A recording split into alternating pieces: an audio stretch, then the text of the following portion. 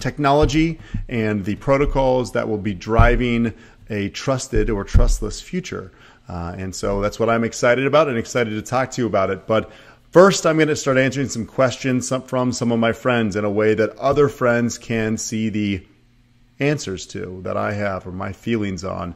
A little bit about myself. I'm a developer for 20 plus years now. I do a lot in security and security development, security operations. I've worked for many Fortune 500, 100 companies, governments.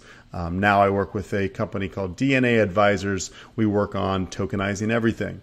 We are working now very closely with a lot of the cryptographic assets, underlying assets, and if any of those I discuss, I will let that be known. But I'm trying just to disseminate information on a protocol level to where you can understand it more fully about what you're getting involved in, and that there's a world beyond Bitcoin. Bitcoin's fantastic. It's amazing. It was the first of these Byzantine fault-tolerant protocols, the underlying protocol, blockchain.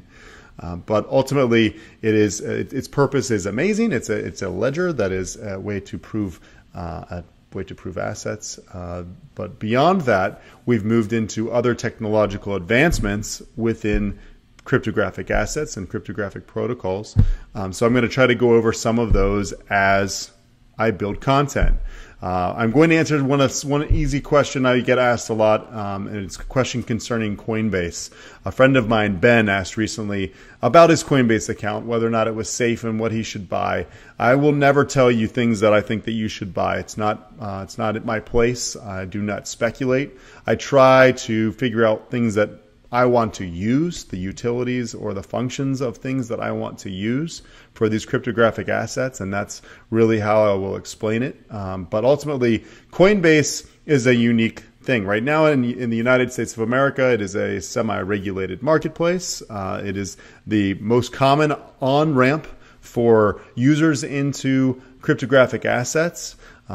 This place, though, the Coinbase really only offers 3 different tokens right now: Bitcoin, Litecoin, and Ethereum. Beyond that, though, there is a whole world of tokenized assets that you might be able to connect with. But finding them or being able to trade in between them is difficult, as you've probably just learned how to convert fiat into one of those 3 that's on Coinbase. So there are worlds beyond that. And Ben's question asked about a particular token and how he could find it on outside of his Coinbase network. So Coinbase is a custodial-based account that you'll hold. This is probably a safer way for most people right now to hold their assets, unless they start understanding how to secure wallets themselves, which have more power and more flexibility, and that would be highly recommended. But for a beginning user, having a custodial-based account is typically a little easier. Easier does not mean better. And ultimately, there are fees that are associated and risks that are associated by holding your assets on a custodial-based account or accounting system. So ultimately, I do recommend trying to figure out the ways how to move on to these other wallets, but do those after you understand and have a good comfortability with some security aspects around it.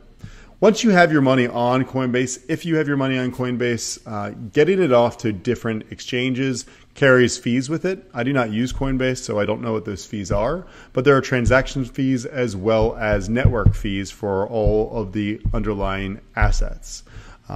Doing so to operate and find out the other networks that you want to find the other tokens or coins is pretty simple.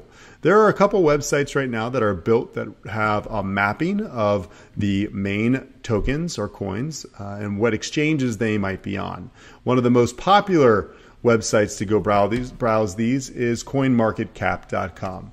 From coinmarketcap.com, you can see some general information about the different tokens that are traded, and if you dive deeper, you can actually see where they're traded. The coin he asked specifically about was Ripple. I do not advocate using Ripple. Ripple is not a token that I own, but to answer his question, how I would find out or how he should find out where to exchange for Ripple, on CoinMarketCap, if you open it, you're able to see that there is a Markets tab.